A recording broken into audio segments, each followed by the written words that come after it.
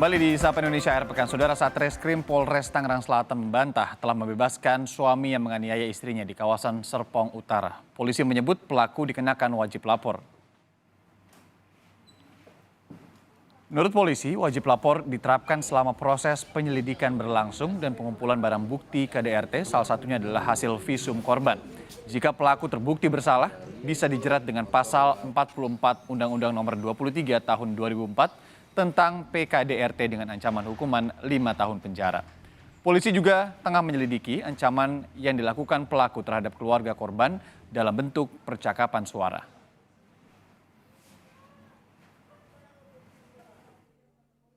Ada pelaku bukannya dibebaskan dari proses hukum karena tipiring atau tidak pidana ringan. Itu tidak benar. Jadi bahwa benar kasus tersebut merupakan tidak pidana murni, karena tetap lanjut. Tetap kita proses walau tersangka tidak ditahan. Sambil kita menunggu alat bukti lainnya, menunggu hasil visum jadi juga.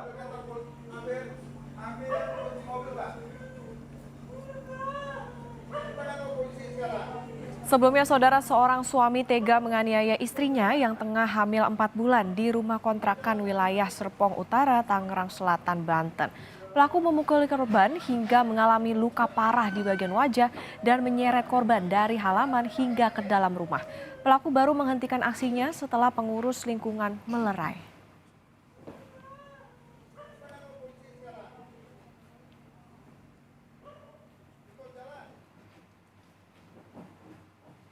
Korban, Saudara, yang merupakan istri dari pelaku, akhirnya bisa diselamatkan warga dan mendapat perawatan di rumah sakit. Menurut keterangan tetangga dan keluarga, kerap terdengar cekcok antara pasangan suami istri ini. Pelaku sempat diserahkan ke polisi namun dibebaskan atau dikenakan wajib lapor.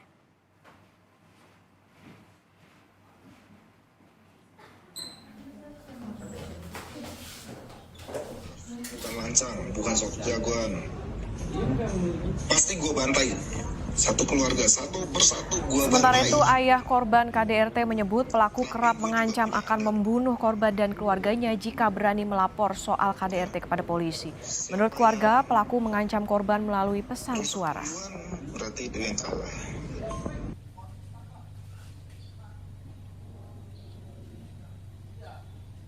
Pada waktu dia telepon sama anak saya. Dan itu disaksikan polisi, Pak? Ya, maka dari itu enggak. Jadi di ruangan merokok. Dia telepon sama anak saya karena voice note akan saya bantai satu persatu satu keluarga. Itu yang saya, jangan pun hati saya, pori-pori saya pun saya nggak terima begitu. Apa kesalahan saya mau dibantai sekeluarga? Emang saya kambing. Komisioner Kompolnas Pungki Indarti mendorong polisi segera menahan pelaku penganiayaan. Pungki mengatakan pelaku penganiayaan harus dikenakan pasal 44 ayat 1 Undang-Undang KDRT dengan ancaman hukuman maksimal 5 tahun penjara dan denda 15 juta rupiah. Kompolnas juga akan mengklarifikasi proses penanganan kasus ini ke polisi.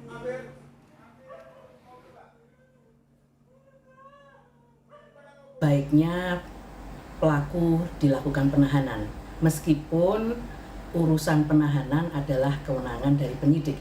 Tetapi ketika kita melihat pasal yang sebetulnya bisa dikenakan kepada yang bersangkutan, yaitu pasal 44 Undang-Undang Kekerasan dalam Rumah Tangga,